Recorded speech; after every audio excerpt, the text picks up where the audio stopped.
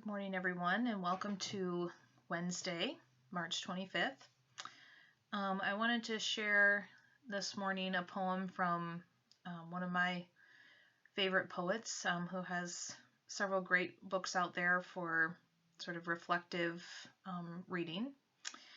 And this is by Mark Nepo, and the poem is called The Way Under the Way. For all that has been written, for all that has been read, we are led to this instant where one of us will speak and one of us will listen, as if no one has ever placed an oar into that water. It doesn't matter how we come to this. We may jump to it or be worn to it because of great pain, or a sudden raw feeling that this is all very real. It may happen in a parking lot when we break the eggs in the rain, or watching each other in our grief. But here we will come, with very little left in the way. When we meet like this, I may not have the words, so let me say it now. Nothing compares to the sensation of being alive in the company of another. It is God breathing on the embers of our soul. Stripped of causes and plans and things to strive for, I have discovered everything I could need or ask for is right here in flawed abundance. We cannot eliminate hunger, but we can feed each other. We cannot eliminate loneliness, but we can hold each other. We cannot eliminate pain, but we can live a life of compassion. Ultimately, we are small living things awakened in the stream, not gods who carve out rivers. Like human fish, we are asked to experience meaning in the life that moves through the gill of our heart. There is nothing to do and nowhere to go. Accepting this, we can do everything and go anywhere. And I wanted to share that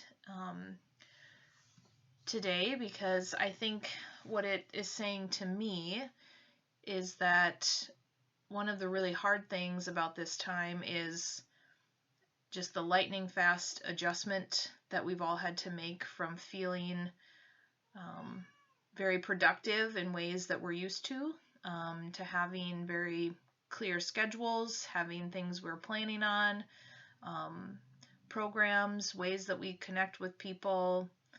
And when all that gets stripped away, I think it can be extremely stressful, of course, but I also think it leaves us with that reminder of how deeply connected we are truly as human beings.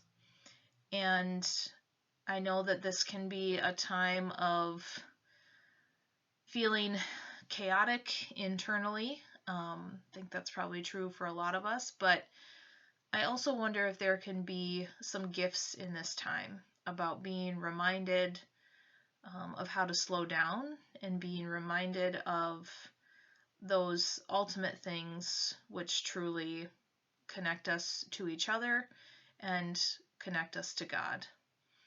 And so this week, if you are starting to feel anxious about anything, but maybe even especially about not being productive or not wondering if you're really helping people or feeling useful, and it just kind of feels like your heart is tied up in knots, you can try a deep breathing practice. So if you sit with your, you realize you can't see my hands here, but if you sit with your palms up in your lap, when you breathe in, just gently clench your fists, and then when you breathe out, release your hands.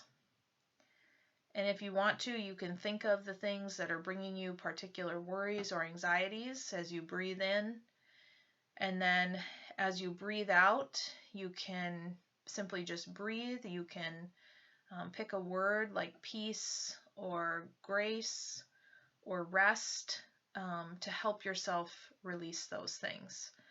So we'll try for just about 30 seconds or so here. And I will close my eyes, so that may look awkward in the video, but that's how I do it, and I would encourage you to do the same. So that's what we'll do. So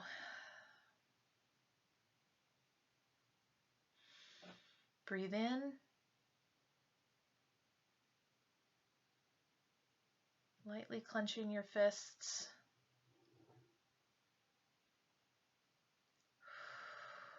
And breathe out. Breathe in.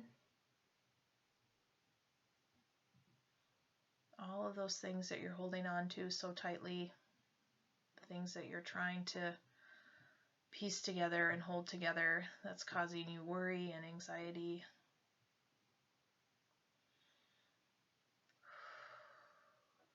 Breathe those out and experience some grace and peace in letting things go. So I hope that this week can be one of a gracious way of letting go. Thank you.